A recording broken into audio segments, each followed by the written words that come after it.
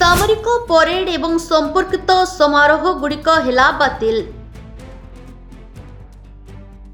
सरकार आर्थिक मांदावस्था को दूर करने पाई नेले बड़ पदक्षेप।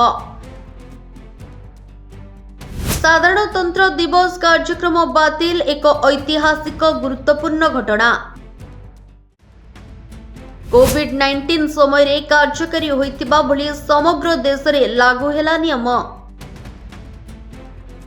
राति पहले पाकिस्तान पालिथांता साधारणतंत्र दिवस, किंतु पाकिस्तान प्रधानमंत्री शहबाज शरीफ को कार्यालय सामरिक परेड एवं संपर्कित समारोह गुड़िक बातिल करिछि। सूचना अनुसार उपसागरीय तैल संकट एवं सरकार खर्च ह्रास पदक्षेपर प्रतिक्रिया यह निष्पत्ति निया जायछि। पाकिस्तान एक आर्थिक मांदावस्था अनुभव करुछि, तेणु सरकार आर्थिक मांदावस्था को दूर करने एवं एही शक्ति अभाव द्वारा सर्वाधिक प्रभावित व्यवसाय एवं संप्रदाय गुड़िक सहायता करने साधारण खर्च रे आक्रमणात्मक ह्रास करिसेंति।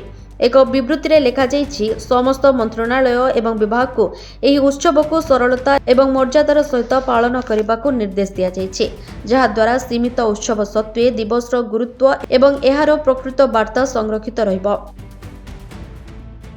पाकिस्तान रे जातीय दिवस कार्यक्रम बातिल को एक ऐतिहासिक गुरुत्वपूर्ण घटना भाव में देखा जाए, कारण यह 1940 रे लाहौर प्रस्ताव को स्मरण करे, जहाँ एक पृथक मुस्लिम राष्ट्र गठन पर आनुष्ठानिक आह्वान थिला। यह भारत विभाजन कारण होइतिला।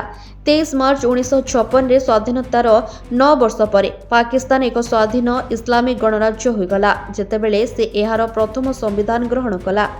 मध्यप्राच्य रे वृद्धि पाउथिबा उत्तेजना पाकिस्तान रे एक बड़ आभ्यंतरीण संकट सृष्टि करिछि। रिपोर्ट अनुसार बंद होइतिबा होमरुज प्रणाली फल एक गुरुत्वपूर्ण विश्व तैल परिवहन केन्द्र पाकिस्तान मध्य दुर्बल शक्ति परिस्थिति को शीघ्र खराब कर देछि, जहा फल देशर शक्ति जोगाण को आहुरी क्षति न पाइबा पई कर्तृपक्ष जरूरीकालीन पदक्षेप ग्रहण करिसेंति। शक्ति परिस्थितिर अवनतिर प्रतिक्रिया रे सरकार कोविड-19 महामारी आरंभ रे लागू होइतिबा प्रतिबंधक परि समान प्रतिबंधक लागू करिसेंति। कोविड-19 समय कार्यकारी होइतिबा भली समग्र देश रे स्कूल एवं कॉलेज बंद रही। सरकारी जानवाहन गुड़ी को निज निज अधिकार क्षेत्र मध्य यात्रा करने को प्रतिबंधक दिया जायछि। एहा सहित वरिष्ठ सरकारी अधिकारी एवं राजनेता मानकु विदेश यात्रा करने को बारण करा जायछि। ब्यूरो रिपोर्ट, चर्चा न्यूज।